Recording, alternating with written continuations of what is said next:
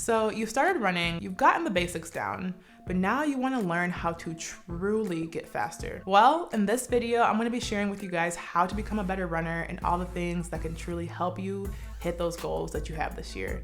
So if you want to learn more, keep watching. That's Sember. Sember, well, she won a heat, of course, right?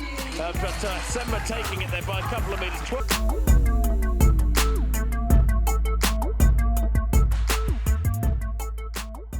Hi guys, my name is Cindysember. For those of you who don't know me, I'm a professional track athlete.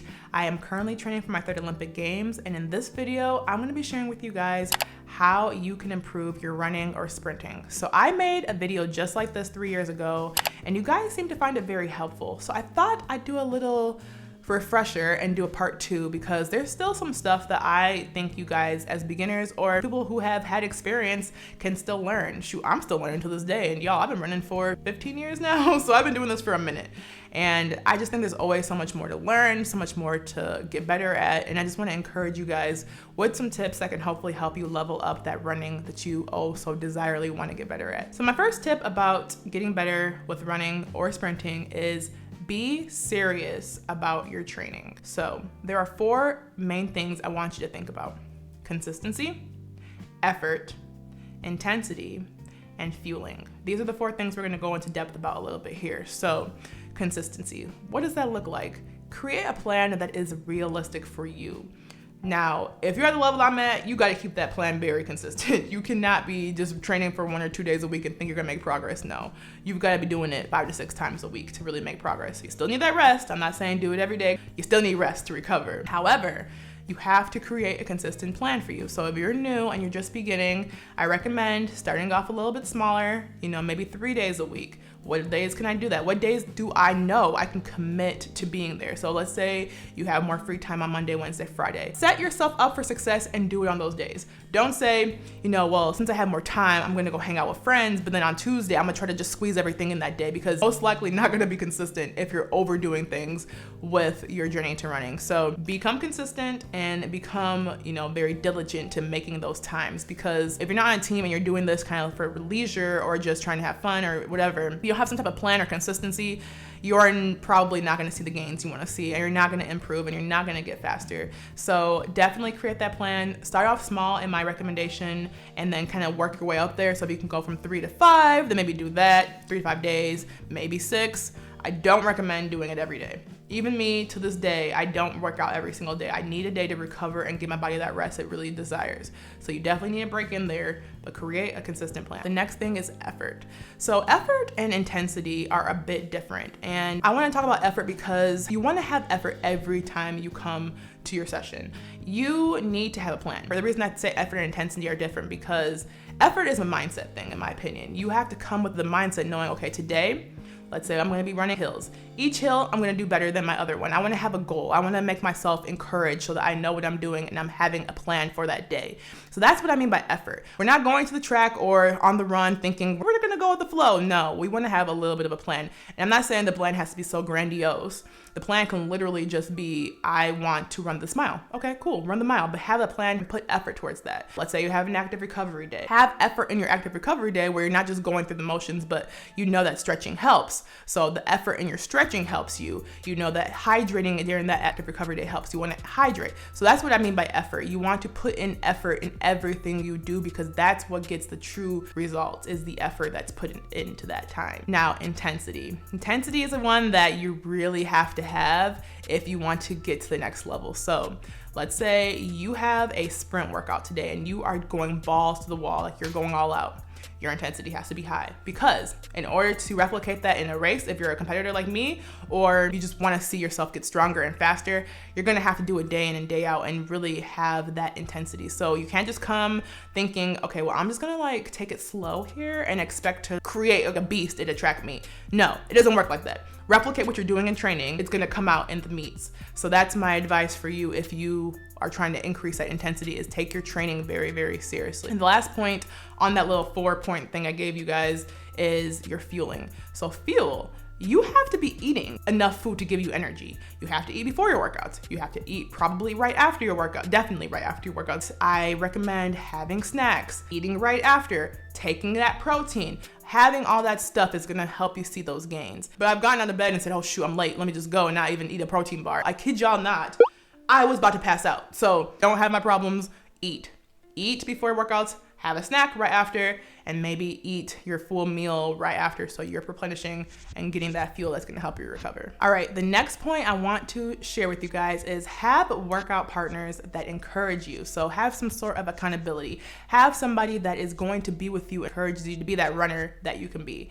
Journeys like this, especially if you're just starting out, can be a lot harder on your own. It might not necessarily be a training partner who comes with you every single day, but have somebody you can talk to on the phone who's maybe on this journey with you, and you can explain, hey, I ran a mile today, how much did you do? Or do you wanna come on this run with me? Or you guys are just leveling each other up. Having outside people to help you will encourage you to not only not give up, but it'll make it more fun. It'll be like, oh, I have somebody else who's doing this with me. It's hard, but we're both dealing with it together. So that's always so much better. So this is a little bit easier if you are on a track team. You're gonna inevitably have training partners, but use those training partners for your good. I know I used to be a little bit like hesitant to run against my training partners at practice because it's like, oh man, it feels like a track meet every time we go against each other. But y'all, it has made me so much better of an athlete running against girls who are as fast as me, if not faster. And it's made me so much better of an athlete. So take advantage of that. Really use that and hone in on that accountability and encouragement you have from those people. And another point with that, you also want to maybe have a personal trainer. So if you're somebody who lacks the motivation, have like a personal trainer, somebody who helps you one-on-one that can help push you. I personally have a weight coach who watches over my lifting. He helps me, he writes my program, he encourages me. I have a track coach, I have a nutritionist. I need that extra support and that extra help. So sometimes let's not rely on our own abilities and let's have others help us, shall we? My next point is gonna be a little bit different than the other ones, and that is listen to your body. This one is a little bit more reserved because this is important, y'all. Very, very important. Your body will tell you if it's tired. Your body will yell at you if it's hurting or in pain. And do not, and I'm gonna repeat this, do not neglect those feelings, okay? I did this in 2017. I'm gonna be real with y'all. I did this. I felt pain before I had my biggest injury, my Achilles rupture. And if you guys want to hear more about that story, I'll attach it up here. But I did this. I felt some pain. I was like, I don't know. It hurts. I'm actually really hurting. I'm going to take painkillers. I'll be fine. Painkillers did nothing. Still felt the pain. I'll be all right. I need to go race. I need to get to this meet. I ripped my Achilles and I was set back for a year. So don't be like me. Listen to your body. If it's telling you I need rest, give it that rest. A couple days is not gonna be that bad, okay? Like it's gonna be okay. Like you might lose a little bit of fitness if you have to take a week off. You'll be so much better off than if you gotta take a year off like I did. So don't be like me. Listen to your body and definitely, give it what it needs. Give it the rest, give it the sleep. Some days if you're more tired, really try to hone on getting that extra rest you might need. Don't forget to take your water and electrolytes. All this stuff really matters if you want to level up. My next point kind of goes on with the first points I was sharing. That is, don't give up during the discomfort of workouts. So I'm not saying feel pain, because obviously we're listening to our bodies, right? But workouts aren't gonna be easy. You're gonna be tired. You're gonna feel like, dang, am I ever making progress? Because once you get faster, there's another level. So you're gonna always continuously get faster. You're always gonna get better because you're always pushing your body to a new limit. Expect discomfort, because sometimes I think people think like when you arrive, you won't feel like workouts are hard. You're gonna have aches and pains some days where it kind of, you feel sore. Don't give up, okay? I encourage you to just keep pushing through that because that's where you're gonna hit that next level.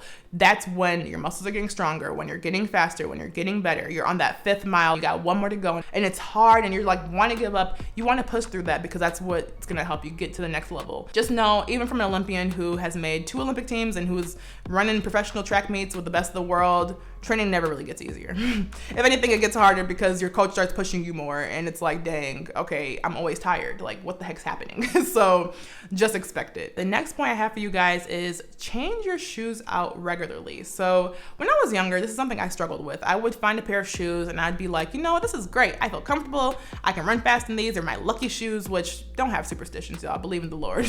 But have shoes that you're switching out. So I'm not saying switch out every single week. You definitely want to get accustomed accustomed to a shoe. However, don't be so like sold on one pair of shoe that you can't switch it, because that's when injuries start to happen, shin splints start to happen, all that stuff. So once you start noticing your shoes start to get like the sole starting to get a little bit worn out, and you know the elasticity is not the same, maybe it's time to look into different ones. And then also with spikes, if you are a sprinter like me, you want to, you know, switch up your spikes as well, because spikes can be overused and worn out too much, and they don't even have as much give. Like your actual spike itself inside the shoe will start to wear down, and it's not actually helping you get faster. So even change your spikes too, like the actual pins. That's something I think really makes a difference with not only the injury prevention, but also helping you get faster, because sometimes new shoes help. Like we got these new shoes 2 years ago before the World Championships, and man, I felt fast. I broke the national record in those shoes. Ever since I started wearing them, I just feel so much faster. So shoes make a big difference in running, and I share about that in the first video if you haven't watched it yet. But shoes make a big difference. Switch them out consistently. My next tip is start studying other runners who are doing what you want to do. So something I would do when I was first starting out was I would look at older people and people more experienced than me, and I'd become a student of the sport. I'd be so just intrigued with how are they using their lead leg, how are they able to do this, how are they able to do that. Start studying it. Start looking at, are they getting really tired? Are they pumping their arms more? Like really become a student. It really made a difference. Like I didn't know I was doing this wrong, or I didn't know that, oh, maybe I should drive like that, like, you know, keep my head down or whatever that is. You're never too good to study some more. Like I'm never too proud to say there's so much more I can learn. Start studying. Say, hey, okay, what are they doing? How are they succeeding? What did they do that I didn't do? I think that can make a big difference as well. And my last point for you all today is do not forget to enjoy this. This process is supposed to be enjoyable. Yes, like I said earlier, it can be hard and your body feels tired, but if you're doing competitions or you just want to see your body start to get more in shape, there's gonna be payoffs, y'all. You're gonna feel really, really good. You're gonna have those endorphins after the workout. You're gonna feel accomplished. You're gonna start making gains and you're gonna get in shape. There's so many goods that come out of this. Don't forget that in that process of not eating the food you want necessarily all the time, or having to go to bed a little bit early because you know that the more sleep you get, the more you train, or all these little sacrifices you're making now will pay off. So just enjoy it. Enjoy the process. It's not gonna be easy, like I said, but it's gonna be fun. Like just knowing you're making progress towards something, it should be an encouraging thing. And I think it's just really important to keep that at the forefront of your mind when you're having those hard days and you want to give up and you don't know why you're doing this. Remind yourself, this is joyful. I'm gonna have fun with it. It's gonna all pay off and it's gonna be worth it at the end. So I hope these tips encouraged you, and if they did, give it a thumbs up. Leave me a comment if I missed anything, or if there's something you want a little bit more, I guess, elaboration on. If you guys like content like this, make sure to subscribe. I'm currently doing a Journey to the Olympics series on my channel where I'm sharing different workouts, different tips to help you guys, and also just taking you along with me on my journey to hopefully making this team. So if you guys want to see more, subscribe and give this video a like, and I will see you guys in my next one. Bye.